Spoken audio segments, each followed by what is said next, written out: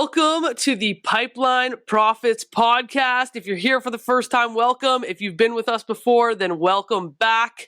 You guys know this is the podcast that is dedicated to all things sales and marketing. And we are bringing you guys another amazing guest today. I can't wait to have a conversation with this guy. When you guys hear about his story, what he's been able to accomplish over the last 14 years, you're going to be absolutely floored. Yeah, today's guest is a literal rock star, once in the literal meaning, and today as a realtor, team leader, and brokerage owner. This guest has been in the industry for almost 15 years, starting from a touring rock star, turning into a top producing independent agent, then building one of the biggest teams in the GTA, and then today opening a branch office of one of the biggest and most recognizable brands in real estate.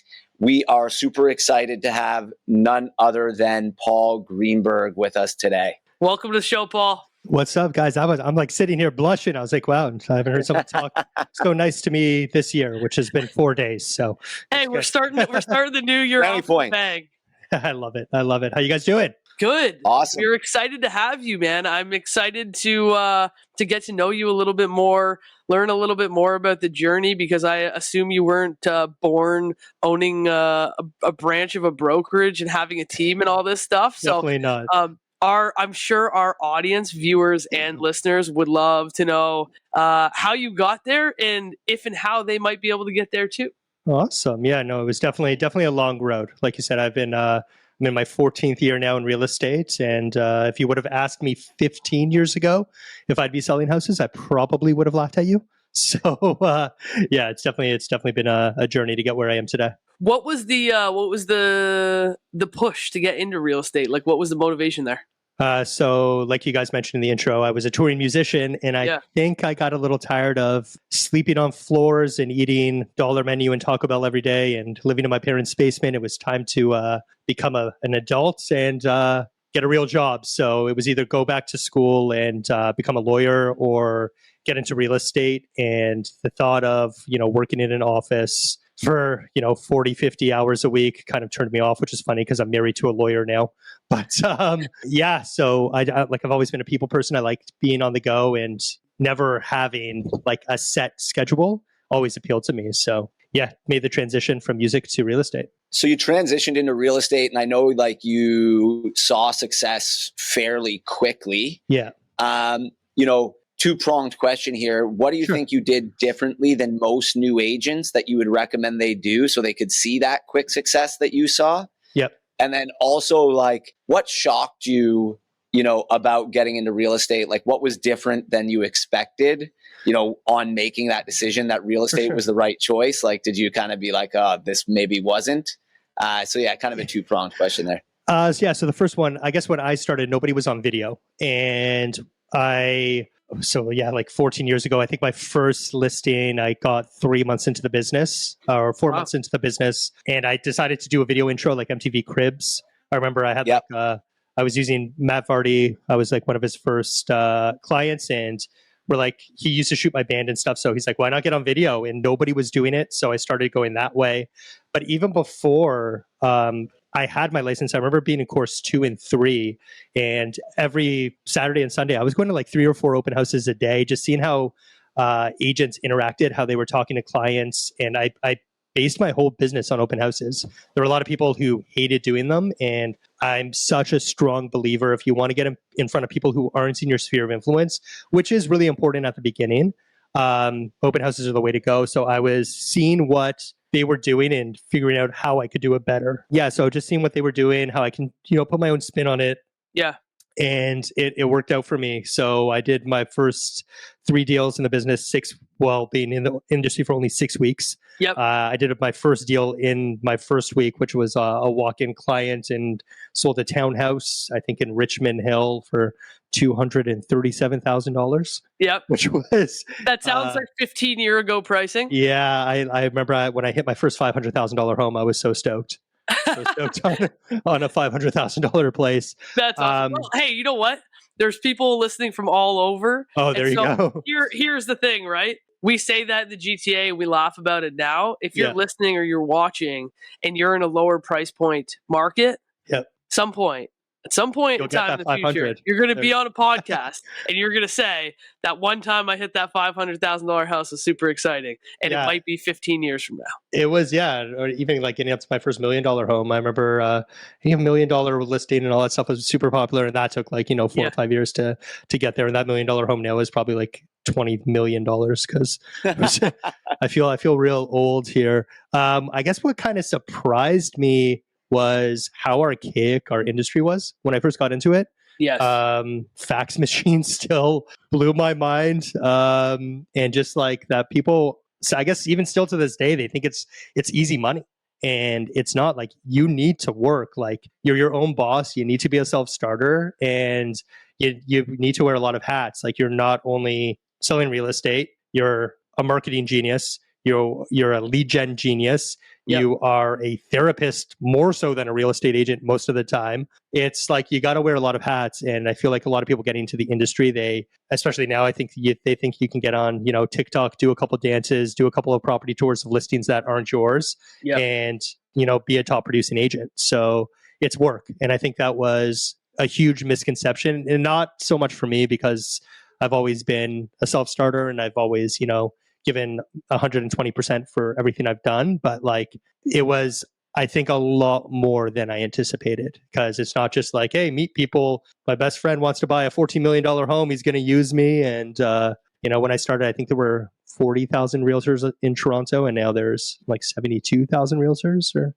something. So yeah, it was a lot more work than I anticipated. I have another two-pronged question for you. Sure, You mentioned something. You mentioned something that I very strongly agree with and have always thought, and that is that real estate is an archaic industry in the way that we operate. We're usually on the tail end of any advancements that happen. So, in your 15 years, what has been the biggest change that you have seen in the real estate industry? And then the second question would be, what do you think is the next big change that's going to hit our industry? I feel the video was the biggest switch, and and it still blows my mind when I see a $3 or $4 million listing and people are shooting with their cell phones. That's like marketing over everything. I also feel that there has been a huge shift where it stopped becoming about the home; it became more about the agent. And I feel like, when it was like a 70-30 more about the agent than the home, I think like that needs to be flipped. It needs to be more about the house, less about us. And where do I see things going? AI has been a huge component to my business, like with video editing. I used to have a copywriter that worked at Vanity Fair previously, like it's inclusive with the agency.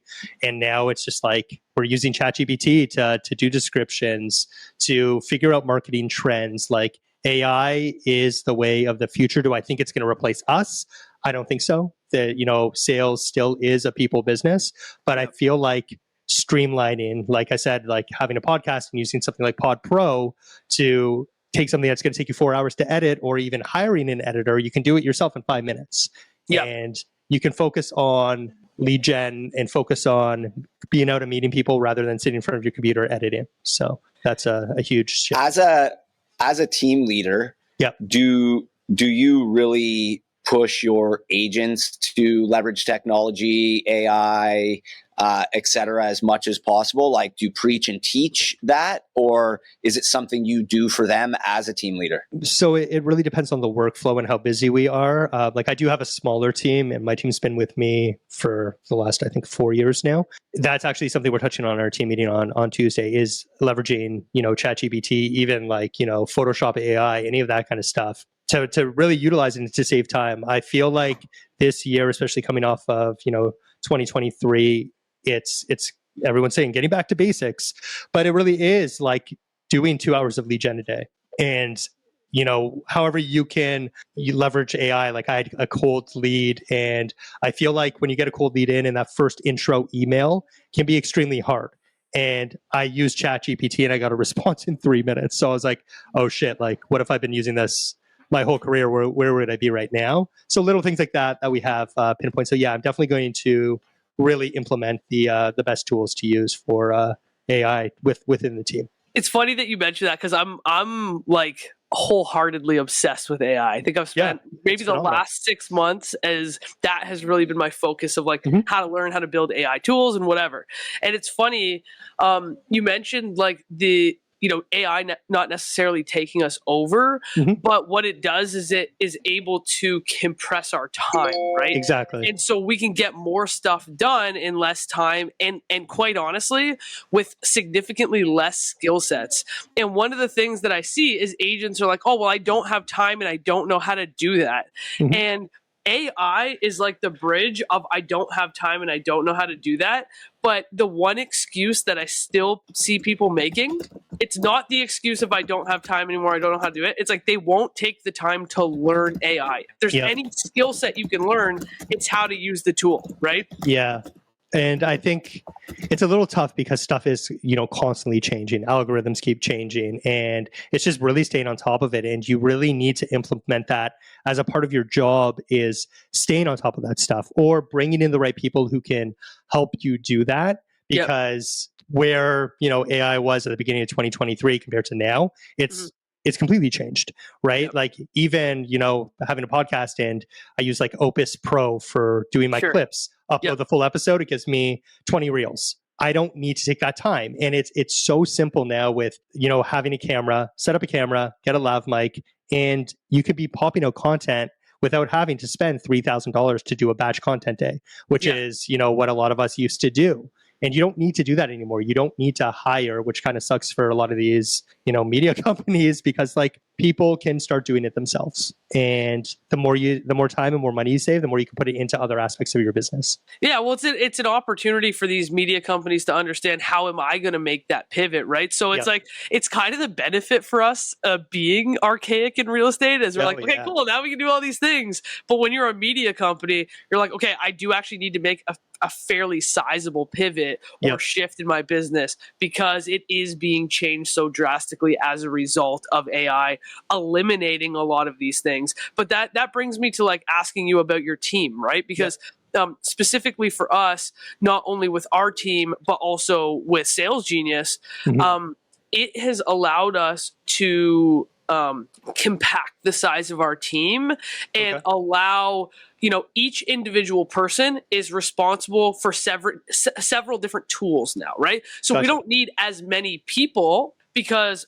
our team's productivity is significantly higher based on the fact that the tools are easier and they can do more and et cetera, et cetera. So I wanted to ask you if and how the use of AI has affected potentially the size of your team or the way that you're going to grow your team in the future. I definitely want to keep my team smaller. Like we're not the type of team where I'm providing leads, and I kind of treat it more as a mentorship and, just kind of guiding my guys in the right direction. Like my team splits are so low, and I do that just because like I'm not in it to make money off of my team. My business is there. I have the brokerage. I know I'm going to constantly make the money.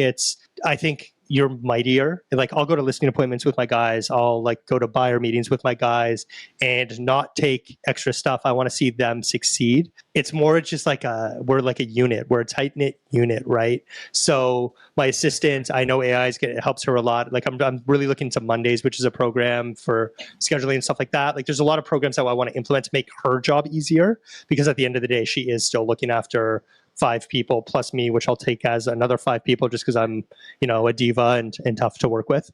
But, she, anything I can do to implement the tools that she's using to make her job easier, will be huge. So, you said something I really love there about, wanting to be a great mentor, and really it's just more of a mentorship than it is you trying to make money off them, which I love. When you got into real estate, did you join a team or did you have a mentor, that kind of helped you grow within the business, that has given you that mindset, or is that something you just learned along the way? So I started with, I never joined a team, no, but I started with Royal LePage, and there was pretty fair sized loft team that started their own brokerage that we all kind of know. He tried to poach me quite a bit, tried to get me into that world. And I I told myself I want to give myself a year to see if I could do it on myself, on my own. There weren't a lot of teams back then also, not as common as it is today. But I had this guy named Miko who literally made fun of me every single day until I sold a place. And so he's just like, what are you doing? Like, you're 4 days in. Why haven't you sold the place? I know he was just like joshing me on. And then I ended up selling 3 in 6 weeks. But then I got cocky and didn't sell anything for a couple of months because you see those checks that you've never seen before. And you're like, holy shit, like I'm rich. I don't need to do anything. And then if you're not constantly like working 3 months down, you're not seeing any money. So he kept egging me on. And that kind of just like, someone's telling me I'm not going to do something, I'm going to do it. So I was kind of like my own mentor. Before I got my license, Chad Rogers, who used to be on $1 Million Listing season 2 to 5, I reached out to him because I've always believed in like benchmarking against the best. And that's something I was doing in the music industry. Like I would reach out to people in big bands and be like, hey, check out my band. I had no shame doing that. And we ended up doing like 10 Skype sessions before I got my license until about 4 months into being in the business. And that also really, helped me, like not being afraid to ask for business, which I feel a lot of people are. Like asking for business is huge in this business. And just doing things different because I felt like LA was doing something different than Toronto was doing at the time. And that really helped me, but like no formal, like I never paid a coach or anything like that. But now I'm that guy that people work under. So it's kind of funny. So, yeah. I was going to ask that when you said that you had done the Skype sessions, if they were paid or not, because I wasn't sure. So on the investment side of things, right? Like, so you started as a new agent. Mm-hmm. You I don't want to say beginner's luck because I'm sure that you still probably worked very hard, but to be able to get 3 deals done so quickly is a massive feat. So you probably had you had luck, timing, and working hard, and probably like getting out of the band situation or whatnot to pay the bills.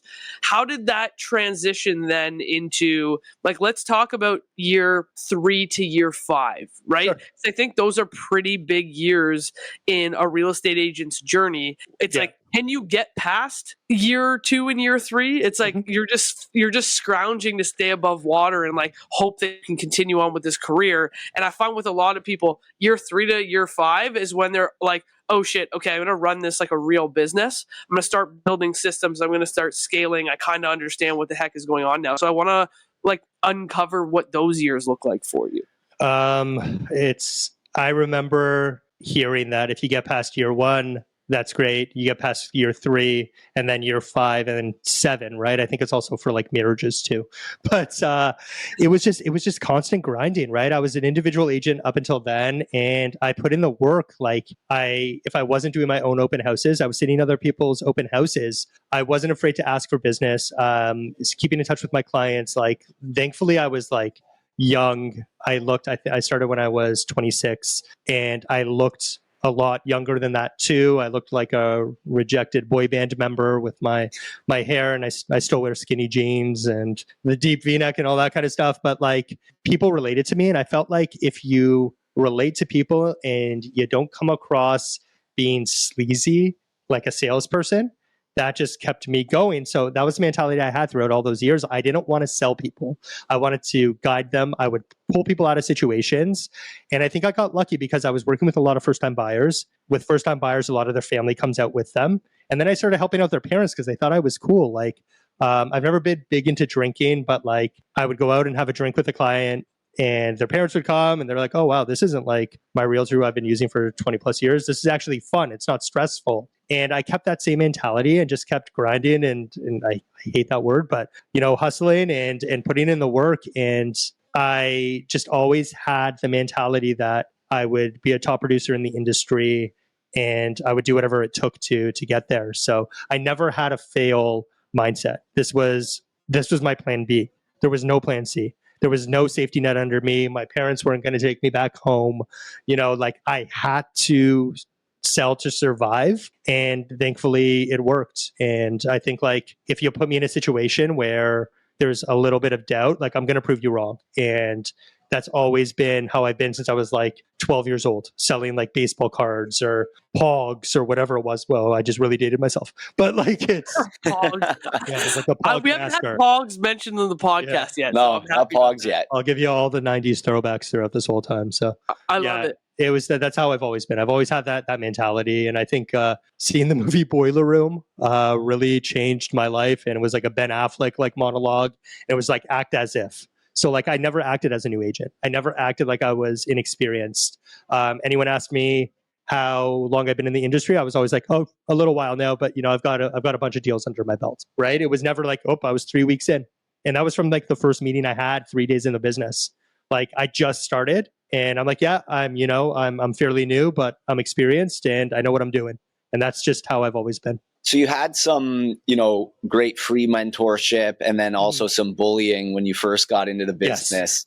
Yes. And you were obviously, as you said, there was no plan C. So you were like dedicated to the grind and to work hard to make this successful. Yeah. Along the way, did you do anything to continue to increase your skill set? Like, to continue learning, continuous education? Was there anything that you did at all, or was it all just learning your market, et cetera? I learned every building in the city. Like in my first couple of months, I was just booking showings for myself, going around and know all the buildings. I've never had a coach. I've never done. I don't have a database, and I've talked about this on podcasts. Like my database is in my phone. It's just constantly staying in touch with people. Have some things probably fallen through the cracks, sure, but I just attribute it to like they wouldn't have used me regardless. But that's something that I know like my assistant hates. But I'm like a chaotic, organized person. But it's just consuming and seeing the trends, following the trends, and being myself too. Like we're not going to do business. We're all real estate agents that trade. I'm not going to do business like you or you, right? So it's just not becoming a dick and not becoming like jaded or negative. And I think that's what's really helped me. And I watch a lot of YouTube. Like I watch a lot of YouTube. And if there's something I don't know and I can't figure it out, I'll figure it out. And so YouTube University, you went to YouTube University. Oh yeah, YouTube University. Exactly. Well, it was better than York. I'll tell you that much. But yeah, it's if I can't do something myself, I'll hire someone to do it. Like I'm not a handy person. I'll hire someone to fix stuff. When I wasn't the strongest at editing, I hired someone until I was strong at editing, right? Like I'm not afraid to invest money in my weak points. And it was even, I had a business partner for a while and we were polar opposites with how we did things. I shoot and then adjust. And sometimes you need someone who aims before they fire, and bringing in people who have different skill sets from you, that really helped too with adjusting my business as well. I want to go back to something that you had mentioned before, which was like the grinding, sure. Right? Yeah. And I know before we hopped on here, we had talked about, you've talked about mental health on podcasts and stuff like that. And this isn't really a topic that we've ever actually talked on the podcast. Sure. So I would love to learn a little bit more, like since you started, right? Like I'm about 10 years, you are 1.5 times the experience that I am. Okay. Right? Yeah. But the culture within our industry was one, and I think it's to be assumed the same thing with you, Ryan, at the beginning of our career, where it was like, listen, put your head down, work your freaking ass off, and get shit done. It is your responsibility. That was like the mentality, right? Mm-hmm. And that was widely accepted. If anything, it was kind of like hyped up, whatever, like the grind, do whatever it takes. Now I feel like the grind, do whatever it takes is like demonized, or, like it's like people look down on it and whatnot. So it's like, how is there this happy medium? Because the grinding forever and whatever is the thing that leads to burnout, which is a big component for high producers in our industry, right? And that's what leads to potentially like, the negative mental health and all of that kind of stuff, right? Yep. But where is the balance between still working freaking hard and finding finding a harmony of still being able to grind and not be looked down upon while still taking yourself and your mental health seriously? You kind of have to figure out what works for you and what your tipping point is and your thresholds, right? For me, like I need to go to the gym every day, at least 5 days a week, just because it resets my brain. Like like last year, 2023, I think business wise was probably the lowest of my, well, not of my career, but let's say in the last like 10 years, which is still like a substantial number. But, within 1 year, I bought into the agency and opened up this office. I found out I was going to be a dad for the first time.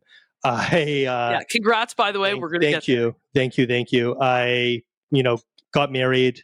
We were engaged for 2 years, but we eloped in the Cayman Islands and, building the team, doing stuff on my own, shifting into other areas of medium, having some family stuff going on. And it was a lot. And it took me out for like 2 months. 2 months. I was not where I needed to be and it was tough. And thankfully I pulled myself through, but it's finding out like what works for you, not being afraid to talk to someone. If you need to bring on a performance coach, 100% do that and just get those stressors. Like grind culture is tough. I didn't take a vacation for 7 years in the business. And when I did go away, let's say it was for a weekend, I would buy a printer on Amazon and send it to the hotel because I didn't trust the printers that were there and we were still printing and scanning and didn't have DocuSign and all that kind of stuff. Like, did I burn out? Yeah. Did I like it? Sure. Like I'm the type of person that always needs to keep on swimming. And thankfully it didn't kill me. And, but I also wasn't in the, my ear just came out. I wasn't in the, like Gary Vee wasn't around. It wasn't just like, hey, woke up at 4 a.m, took an ice bath and all that kind of stuff. Nobody was posting about it back then. It was just like, I didn't know any different. And now, thankfully, I do have a team that if I, can't make an appointment, they can go and do it. If I can't take out a buyer, they can go and do it. Finding people that and trust in the business is huge, huge. Because like we used to be known as like, maybe some people still see it, but like worse than car salesmen and like people stealing deals from people and that kind of stuff. And if you align with people within your brokerage or if you're on a team or you've got some good buddies in the industry being like, hey, can you take out my clients and not worry about them getting them stolen from you? That's huge. I am like worried about the opposite right now. I am worried that people aren't like, sorry, I don't want to say like I'm encouraging people to be like cutthroat and steal people's business. I don't want to come across that way, but I think there are way more agents that are too lazy that I am nervous. I'm like, if I was to, like building your own team, you're able to vet, you're able to, train on how you expect things to be done or the right way or whatever, whether it's not the right way, it's the way that's worked for you. Yeah. But as an individual agent right now, and I'm talking like 2024, I am less concerned about an agent sharking my deals than I am about them even freaking showing up to the appointment. Yeah, exactly. They're not like, they're not serious about their business. I've noticed like, a lot of like first, second, third year agents being away on vacations. And I'm just like, that must be nice. Like I do find that there is a difference in work ethic. I feel that phones have made us lazy. Like agents don't know, I'm going to again date myself. Agents don't know what it's like to drive to a client's house at, 2, 3 in the morning to get a fax signed and to send that in or to like not being able to read a purchase agreement just because how many times it's been scanned. Like there is a lack of work ethic. And as much as AI is great, it does make people lazy, right? I feel like if everything still went away and we didn't have these tools, I would still be able to make 6 figures in this business because I have been through it. And there are a lot of people that rely on technology that they don't have that work ethic. They don't know what it's like to, I left my best friend's wedding, and I've talked about this before, to go get a document signed. And they'd be like, oh no, I'd go do it tomorrow. Or I've had even agents on my team being like, hey, should we put that offer in tonight? Like it's 9 o'clock at night. I don't like want to bother anyone or whatever. And then the place sells the next day if they don't. Like you put that offer in right away. An agent tells me they want a 48-hour irrevocable. I'm giving them 4 hours. I'm not having another agent tell me how to do my job, right? It's having that aggressiveness that a lot of people don't have. And they'll watch like Selling Sunset and they'll watch the $1 Million Listing and they should watch Buying Beverly Hills because it's the best real estate show on Netflix. But I've seen it. I actually like it. They tend to do a little bit more. It's definitely a lot more real estate. It's actually real estate. Yeah. And that's the thing. It's not about the show. It's not about the TikTok dances. It's about selling houses. Yeah. And at the end of the day, I also feel like there's a lot of hesitation to make things perfect before they put it out there. And it's like, they kind of shoot themselves in the foot because they want this perfection. They see, these like insanely awesome videos, and they won't put something out because they don't feel like it's going to go that way. So there's a lot of sorry, I'm having a problem with my ears here. They hesitate with perfection, and you don't need to get perfection. You need to put yourself out there and sell houses. Do you think that these agents, right? We talk about should I wait tomorrow? Because I've had the same thing with agents on my team where it's like, should I wait until tomorrow? I don't want to, come across too presumptuous or too aggressive or whatever. Is it like this social media, like TikTok culture that we have of like, I'm afraid of being judged too quickly for like seeming desperate, or I'm afraid of being judged, or whatever the situation is? Because like the thing that has confused me the most, and I was actually thinking about this, brand new year, right? The year just turned over. People used to be like, these are my fucking goals. This is what I'm going to do. I'm proud of it. It's a new year. But have you guys not noticed in the last 2 or 3 years, people have kind of like been a little bit more reserved about like trying to make these plans because they're scared of being judged, because there's people online who are like, you're going to say this new year, new me bullshit. You're never going to do it again. You should have started this, you should have started 2 months ago, blah, blah, blah. And so people are like in this position where like the new year turns over, they want to start something new with their lives, and they already start the new year feeling like they've never done enough. So it's like, how do you win as a new agent in today's environment? I think it's a very difficult time. And I've asked myself, like, if I started today, how well would I do? Because when I started, I was different. And now everybody follows the pack. Like, I don't need to see another property tour of a listing that's not mine. Like, it's, you know what I mean? And it's great for exposure, and you can get those views. But when those views don't change into sales, that's the biggest thing. I find a lot of these, like, I don't want to say real estate influencers, but they don't know how to convert. And that is the main skill of being in sales, is how to convert. I learned how to convert people from doing leases to selling them houses. And if you can do that, you can convert an online lead. And if you don't have those skills, you're like, what are you doing, right? Like, it's great to have those followers and to follow that pack and to, be a part of that whole new trend. But if you're still not doing any deals, what does it really matter? Like, become an influencer. Don't sell real estate. For sure. I think that's the big mistake that a lot of them make, is they're worried about having followers, but are followers really buyers and sellers? Right? Yeah. And so much of it is like to have more people following them than they follow. Like, I always teach my like new agents, you should be following more people than follow you. Like, go find all the people that you want to work with and follow them. Yeah. And a lot of them will follow you back. But I think there's this whole like vanity, my training that I do with them is like called FUCK, being a Kardashian. I love it. Right? Like, it's like be the polar opposite of a Kardashian, because if you're treating social media that way, everybody wants to be the cool kid at the party, right? Like, social media is just a big party.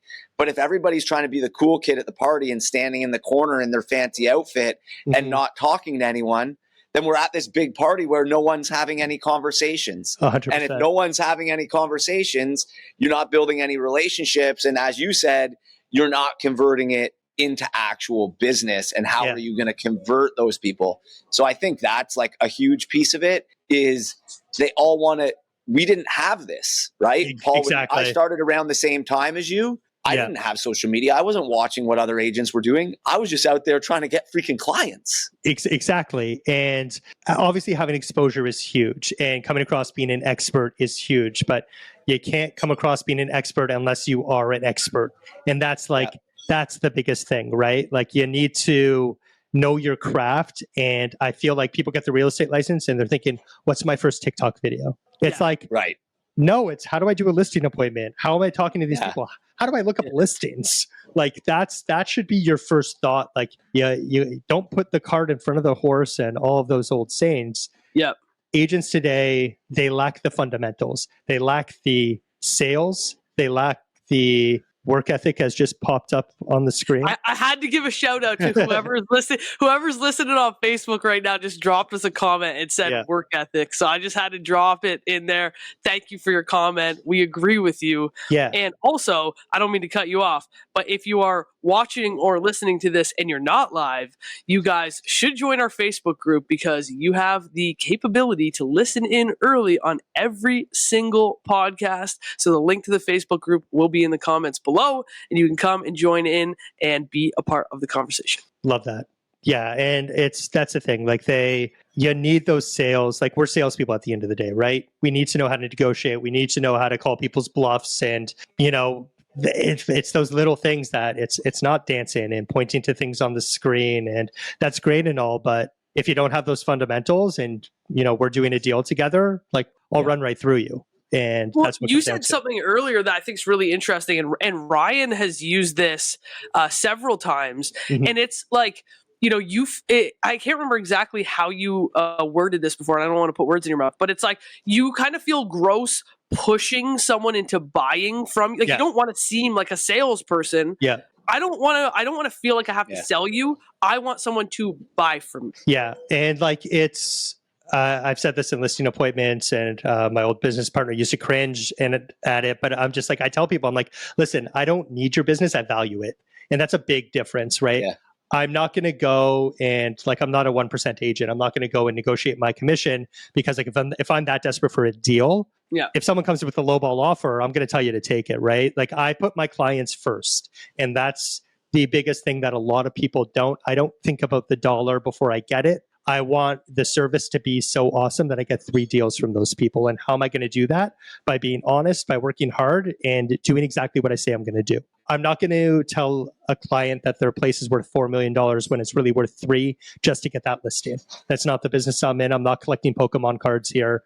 I sell real estate. I don't just list it, right? And that's like huge. It's like, I'm not salesy. Like if someone is in a multiple offer situation and I feel like they are going way above they should be paying for this place, I tell them to stop. I'm like, listen, the right house is going to come. This doesn't need to be it. And look how many people last year lost money on houses they bought in 2021, 2022, just because they severely overpaid and their agents didn't tell them any better. But that is the best sales strategy, because you know what happens with the agents who just keep pushing their buyers? Guess what happens? Maybe you feel good in the moment at 10 o'clock at night when you win a bidding war.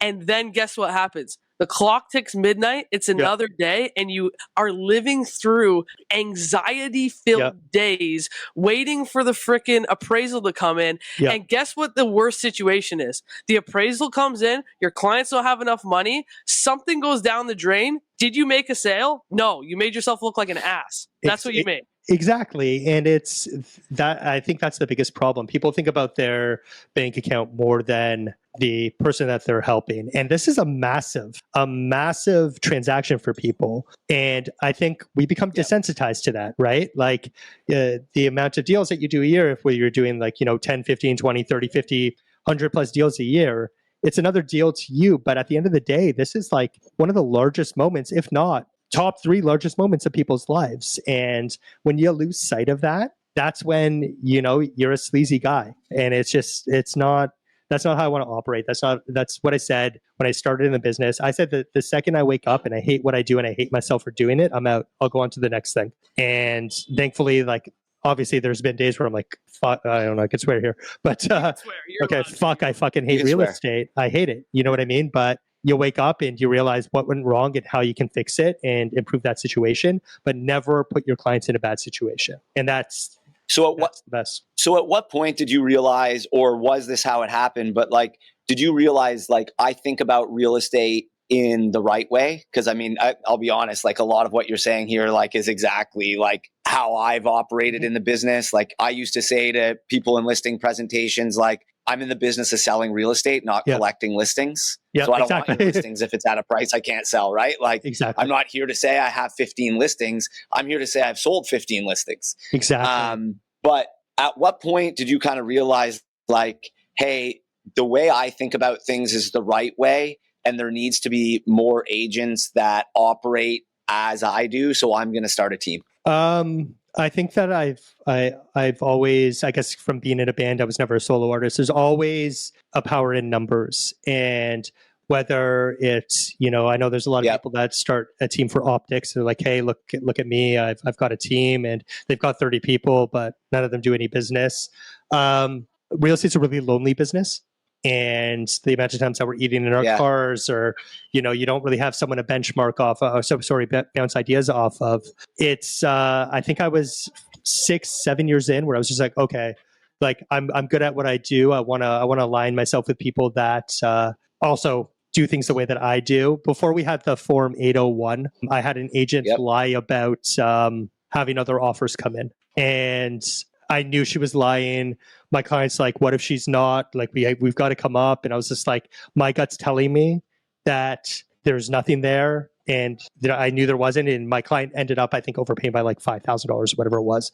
But that made me be like, okay, there are pieces of crap out here. There are people that 100%. Will lie to get what they need out of you and to raise your prices. And I want to get people under me who, I don't even want to say under me, on my level, that operate the way that I do, and they just do a good job. And we're not assholes, and that's just something that I think I've always had in me from the beginning. Yeah, and Form 801, for those of you guys that are listening or watching, and you're not in Ontario, was brought in a couple of years ago. It was probably 5 or 6 years ago something now. Like that, that is a formal registration. It doesn't include any details about the offer, but it allows and validates the number of offers that are actually registered, so that an agent can't just make up and say that there are a certain number of offers without necessarily having proof. So if you're in another market, drop us a comment and let us know if you have your own version of the 801 and what it looks like. And if you don't,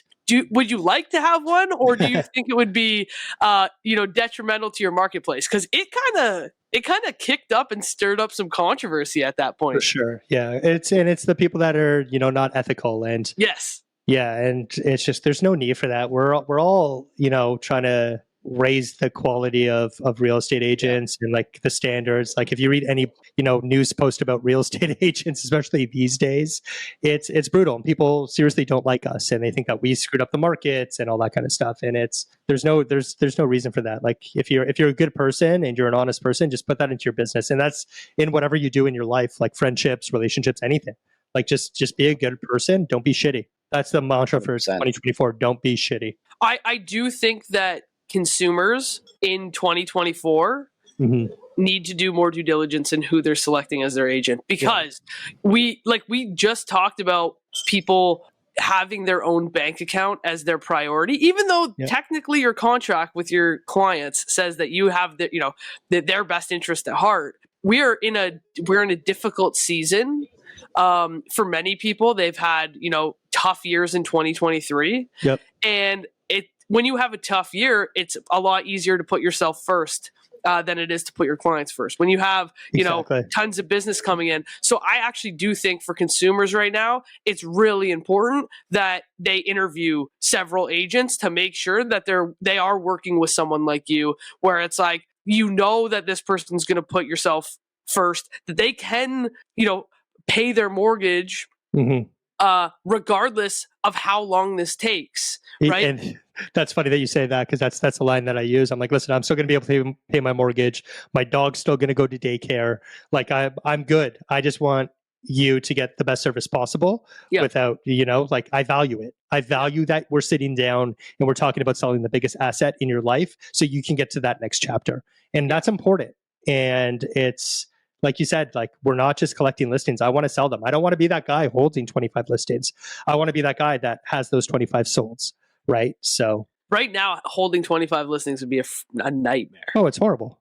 Especially the amount of money that we invest in the listings with staging, video, like everything, right? Yeah. So, yeah. It's rolling over the stage, and the staging just rolling over monthly every month. Yeah. And just building and building and building. I'd be like not happy right now. So you started the team. How long ago did you start the team? There's been a couple of versions of the team. This team, the same members, has been, I think, like 3 or 4 years now. So Yeah, 4 years, because we've been with the agency for 3, I think. So a year before that as well. So yeah, And 4 years. what was it about the agency that made you decide it was the right fit and that you wanted to, take your team and become more than a team and open your own brokerage, open your own office, Yeah. and, take on that extra responsibility? Because now you're kind of like, you're an I'm the agent, guy. you're a team leader, you're an agent, you're a team leader, and you're a broker owner. So you're like, you decided to wear more and more hats, which I really respect. Mhm. But like, what made you decide it was time, or that like the agency was the brand to do that with? Because I'm crazy. It's funny. We think you're crazy too. I actually tried to sit down with Mauricio, our CEO, like 7-8 years ago. I was in LA and I tried to hit him up, didn't get a response, and that was a little disheartening. But now we're buds, which is great. It was always a brand that I liked. I always found that that the agency did stuff different. Just the marketing that we have in our marketing departments, like, it's insane. And the thought that goes into, being a disruptor and all of that kind of stuff, like they really run true with that. And I liked that they weren't about the numbers of the people. Like, each office probably has like 20, 30 people max, other than, Foothill, the Beverly Hills office. But we believe in, power in numbers and, quality over quantity. And that was something that I really liked. I didn't like when people are just a number. Like, I've been with the big houses. Like, this is my 4th brokerage that I've been with. And they're the smallest out of everything, but the numbers that they put out, and it's benchmarking it against the best, like, and people being accessible. Our number one motto is no assholes. And like, I constantly talk to people that, do 1.5 billion a year in volume, and, we're selling $100 million houses, and being able to sit down with them and be like, A, how do you get those clients? B, what do you do to market? Like, what are you doing different? You can still implement that stuff to your stuff here. If it's a $1, $2, $3, $4 million listing here, the same stuff can apply. It's so being able to have those people at my disposal, and no sales board, no competition. It was brilliant to me. And I've always had the mindset that I'm not just a real estate agent. I wanted more of a piece of the pie. So when I joined the agency, it was always top of mind. Like, I want to buy into the brokerage, and it took a couple of years. And I partnered with Steve and Katya, who own Toronto West, Kitchener-Waterloo, Oakville, Muskoka, and a couple of other stuff that they have hidden up their sleeves that I'm not allowed to talk about right now. But they're amazing business partners, and it's been great. It's great having like this physical location, and to be like, we did this, and we're here to paint the town red, and just keep growing the brand.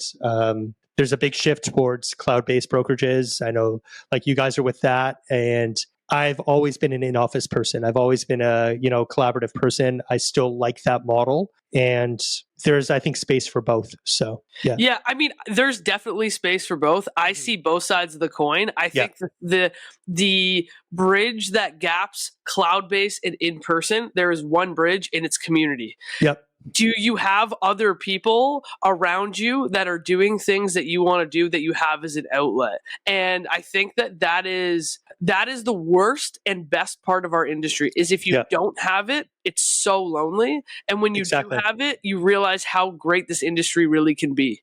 Yeah. Exactly. And it's again, benchmarking against the best. Like, I want to be surrounded by people that are light years ahead of me. My team was at another brand in Toronto. We were like 26 in Canada, and I was like looking at our numbers, and I was just like, we shouldn't be 26 in Canada.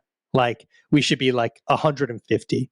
We were doing fantastic, don't get me wrong, but I didn't have anything massive to aspire to. And I like seeing like guys like Santiago or Mauricio, like putting up those $100 million listings, and being able to reach out to them, being like, this is where my business is. How can I change it? And guys like David and James, who are $1 million listing, like being able to sit down with them for 3 hours and fine tune my business. It's, you often don't get that. And that's something I really appreciate. The brand is how collaborative we are. I want to ask you, so you mentioned about having a couple different brokerage moves. Yep. For any agents that are maybe on the fence, because there's always agents that are thinking about making moves and whatnot. Especially at this time of year.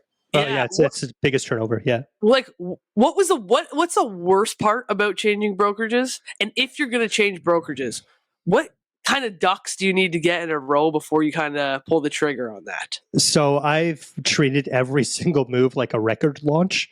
So like I'll have a date that I launch it, whether it's with a video or any of that. Always have your branding good to go. The good thing about the agency is all of our stuff's the same. From the top down, we all have the same for sale signs, all of that stuff. Like I spent thousands and thousands and thousands of dollars working with marketing and branding companies.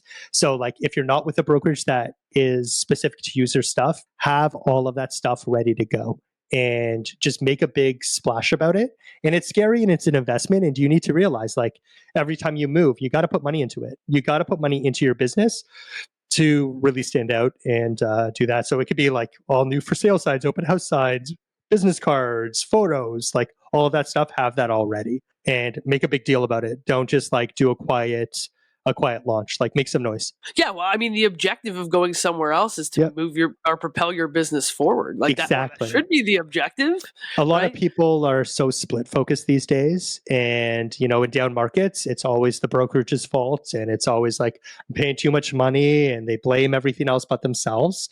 And I also think before you make any moves, like reevaluate not only your business but like your mental state and yourself, and like what was preventing you from doing the business you want to do. What were those little things that it could just be one small change that makes you an additional like $200,000-$300,000. And that's the thing that when you're with like we won't talk about teams because teams are a different thing, but let's just say brokerages. Traditionally you're going to have somewhere between, let's say 5 to 30% is probably what you're paying to the brokerage, depending on like services that they offer you and whatever, right? So if you're going to change brokerages just to make 10% extra, like what kind of goals do you freaking have, man? If you're trying to just get an extra 10% in your pocket by making a switch, it's like, come on. Yeah, like it's oftentimes when people aren't doing well, it's because of themselves. And it's always like me versus me. And how can I get to that next step? I'm a very goal-driven person. I'll set outlandish goals just to hit them. If I set goals that are too small, it doesn't motivate me as much. Like I work on fear base. I work with a scarce mentality, and that's just kind of like where my head's at. I don't like being comfortable. So once I'm comfortable, you become complacent and you don't perform and do things differently. So yeah, I think always like look within. And that's like the biggest freaking thing, because it's never your brokerage. It's never who you're with. Well, there are a couple of shit brokerages out there. So it could be your brokerage, and come over to the agency or Real Broker or wherever you want to be. But like oftentimes it's yourself, and people are afraid to, then they never want to blame themselves. It's always someone else. And so that's a bad mentality. So as a broker owner that's recruiting and trying to, obviously retention's a big thing of recruitment, right? Yeah. Obviously, otherwise it's always a revolving door. How do you deal with that? And like, how do you, have conversations with people around that to help them come to the realization? Or do you even bother and they're just not the right fit? Or is it front end, doing the front end questions? I often find, and I treat it kind of like listings, like if people ask what our commission is right off the bat, like whether I'm in a listing or if I'm meeting with a new agent for the brokerage, I kind of know they're not the right fit. Like we are, a fairly exposed brand with Housewives and By Beverly Hills and, Kyle and Mauricio. So we do get approached by a lot of people just because they want to be with the agency, which is awesome. But we are very selective of who we want with us. They're not just, commission focused. They're not just, celebrity focused or like, reality star junkies or whatever it is. Like we want people that are willing to work and put in the work, and they like the tech and the services that we provide. So that's like the biggest thing. Like I find like I've gone after big agents, and there's a lot of big agents that will be more of a headache than it's even worth the money that they're going to bring into the brokerage, right? We want to work with like-minded people. We really stick by our rules of no assholes. And that's true. I want to be able to like working with you. Like James in the City, I know you guys have had him on here before. Watched the episode. That was great. Like James is he's my managing director. He's dealing with all the recruiting, and I trust his instincts and his judgment. And he's also a great fucking guy to work with. He's hilarious and keeps me laughing all day. So yeah, we want like-minded people. It's true. Like it makes all the difference about you had mentioned before, like there's days where you wake up and you're like, fuck real estate. Yeah. And it's like, everybody, it doesn't matter what your job is though. Like wherever you work, you're still going to wake up one day and be like, fuck this. I want to do something else, because like no day is perfect. But what I would say is like, working on your own, right? Like I did that for a long time. Yeah. And then you start to build your team, and like maybe at the beginning, your team you're just trying to find the right people, and they're usually not the right people because you don't know what the fuck you're doing at the beginning. Yeah. But over time, you start to kind of make these changes of like, these are the core people that I spend my time with. And now it's like, Ryan, we work together every day, and it's like, dude, we have fucking fun. Every day is not perfect, but like we make shit happen. We have joined goals, and we work every day to like hit these joined goals. And for the most part, we have fucking fun because we enjoy working together. And that makes all the difference. It that does. makes all the difference in this industry. But it's not only just with your job, like it bleeds into your life. Like if you're miserable at work, you're going to be a miserable person. And that's horrible. And like, someone who went through it last year, and mindset is huge. And just being around people that you like and enjoy being around and cutting out toxic people is important. And you don't need to surround yourself with people that you don't fucking like. It's not worth it. No matter how well they do in this business or how well, who they think they are, like it's not, you don't need to surround yourself by negativity. And you're, I guess, the product of the 5 people around you or whatever it is. And that's really true. Like true. You want to be around people that are positive, and if you're going through a shit time, they're going to be there for you, and you can pick their brain, they can pick yours, and that's all that matters. It's all, none of this other shit matters. Money can provide comfort, but like it doesn't buy you happiness. Watches don't buy you happiness. Cars don't buy you happiness. It's, being around people that actually matter and give a shit about you. That's what really matters. Amazing. So this has been awesome. Thank you for spending the time with us. I've got a bunch more questions for you that are like less real estate related. So we'll have to have you back another time. For sure. But if you could give one piece of advice to our listeners, who are either new in real estate or coming off the back of a really difficult year, as you just said there, right? Like 2023 was a tough year, or a brand new agent.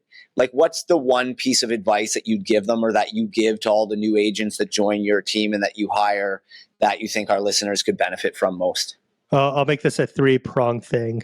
Don't be afraid to take chances and just fucking do it. Don't overthink it. Overthinking leads to stalling, and stalling leads to inactivity. Just sell houses. Like that's, sell houses, be a good person, and everything's going to, come your way. So don't be afraid to put yourself out there and just do it. Like don't shoot a video 50 times, shoot it twice, put it out there, follow up with your clients, be a good person. That's a whole bunch of shit. Just be awesome. That's it. Just be awesome. Put in the work too. And love it. That's gonna be the episode. Be awesome. Yeah. Don't be a shitty person, and be honest and fun to work with, and people are going to come your way. But put in the work, like do the open houses, door knock. I hate cold calling. I won't do that. But like find out what works for you and fucking do it. Like stop making excuses and just do it. I should become a motivational coach. You should. Buy my course. Super hyped up. Now I feel like as soon as we wrap up here, I got to go do it. Yeah, just fucking do it. Please don't sue me, Nike. I love it, man. No, this was great. Thank you so much for your time. We really appreciate it. I know you're a busy man. Congratulations on the newborn. You're probably doing this podcast with little to no sleep, running a team, probably running on fumes and coffee. And we just want to let you know how much we appreciate you taking the time out of your day. Yeah, exactly. Yeah. Taking the time out of your day to do this with us. We really appreciate it. No, thanks for having me, guys. This has been awesome. And thanks. Yeah. Enjoy the weather, man. It's so cold in Toronto right now. So enjoy that. I got the toucan. All right, guys, we will be back next week with another episode of Pipeline Profits. If you guys enjoyed this, make sure you give us a thumbs up and a subscribe on YouTube, and give us a shout out on Instagram. You can find me at Pace of Base. You can find Ryan at Ryan Wykes _. And Paul, let the people know where they can find you if they want to connect with you. All my handles across the board are Paul J. Greenberg. If you want to follow my team on anything, it's the Paul Greenberg Group. I've got a dad podcast called The Dad Collective, which we didn't talk about, but that's fun time. I wanted to talk about that. To talk about it. You got to have me on that.